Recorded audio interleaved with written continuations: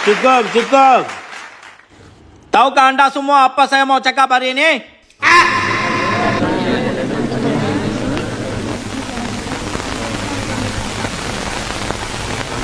Tahukah?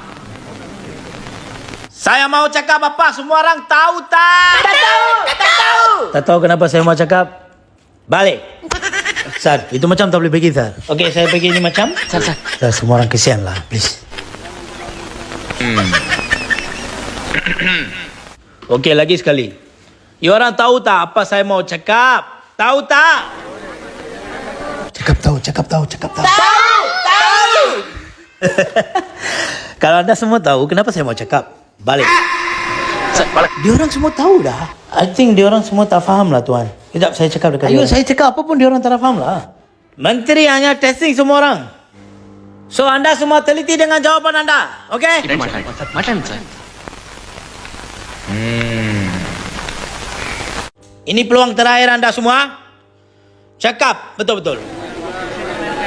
Tahukah anda semua apa saya mau cakap hari ini? Tahu tak? Tahu.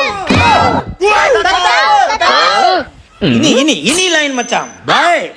Sekarang saya tak mau buang masa. Yang tahu, cakap dekat orang yang tak tahu. Yang tak tahu, tanya dekat yang tahu. Saya ada mesyuarat dekat parlimen. Baik.